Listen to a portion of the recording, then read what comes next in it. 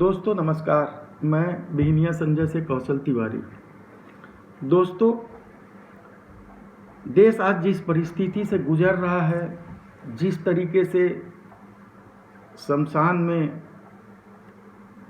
लाशें दिखाई दे रही हैं, उसके बाद क्या लगता है ये सत्ता कुछ कर पाएगी?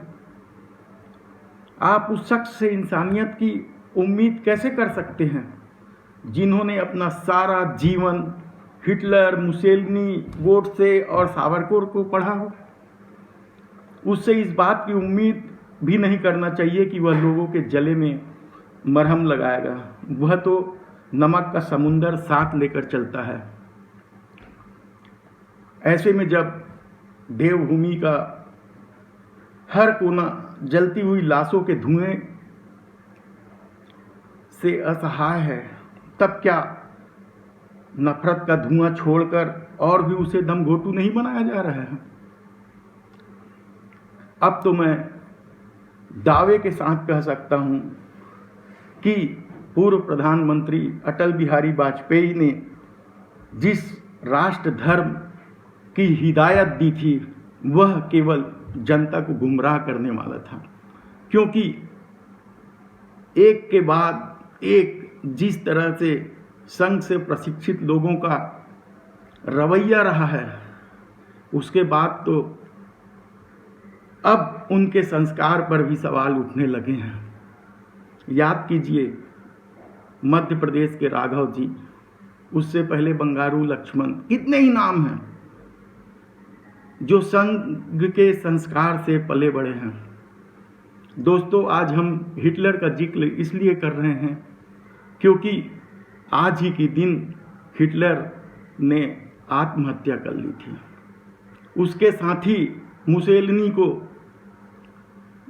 लोगों ने भरे चौराहे में पीट पीट कर मार डाला था।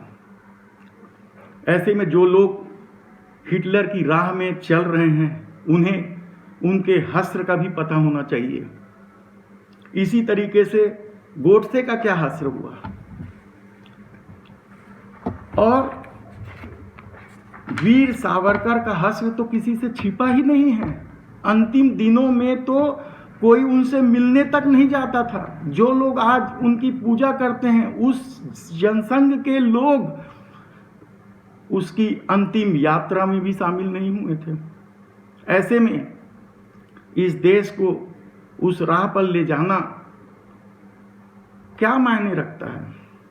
क्या आपने उस भेड़िया बच्चों के बारे में सुना है जो चांद की तरफ मुंह उठाकर हुकाती मादा की घातक छातियों से दूध पीते हैं, और जब उस बच्चे को झुंड से अलग कर बचा लिया जाता है तो वह बच्चा सबसे पहले बचाने वालों को ही काटता है।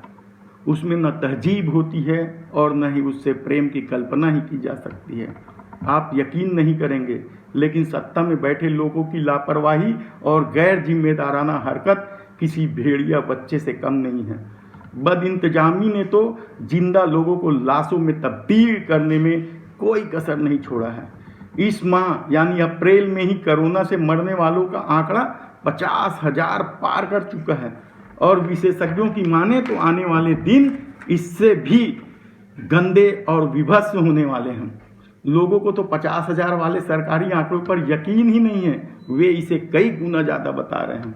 अपनी नाकामी छुपाने कोई सत्ता किस हद तक नीचता पर उतर जाए, ये कहना मुश्किल हो गया है। सत्ता की बेशर्मी आप गिनते रह जाएंगे, और उससे ज़्यादा नीचता और बेशर्मी तो उन लोगों की है जो अपनी हिंदू कुंठा के चलते देश को पहले ही बर्बाद कर देना चाहते हैं। देश भर में जिस तरह से कब्रिस्तान से शमशान घाट तक लाशों की लाइनें दिखाई देने लगी है, वह किसी भी संवेदनशील सरकार के मुंह में तमाचा है। लेकिन केंद्र सरकार अभी भी सिर्फ और सिर्फ राजनीति कर रही है। लगता है कि भाजपा शासित राज्य के मुख्यमंत्री तो मोदी शाह से इस कदर डरे हुए हैं कि वो उफ तक नहीं कर पा रहे हैं।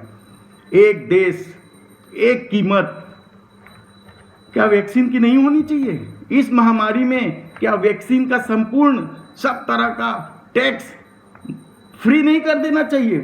यदि इस महामारी में भी केंद्र की सत्ता वैक्सीन में टैक्स माफ नहीं कर पा रही है तो इसका मतलब साफ है। और उस पर भाजपा शासित राज्यों के मुख्यमंत्री की चुप्पी ये क्या साबित कर रहा है?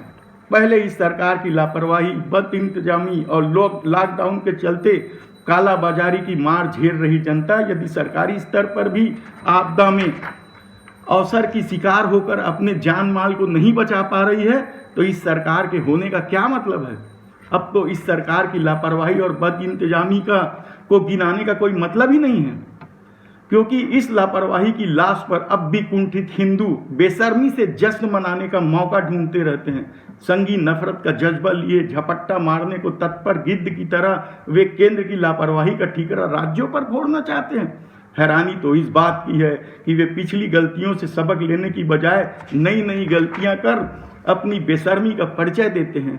और हद तो यह है कि वे अब भी यही मानने को तैयार नहीं है कि उनकी लापरवाही और अहंकार की वजह से दूसरी लहर में मौत का तांडव मचा हुआ है।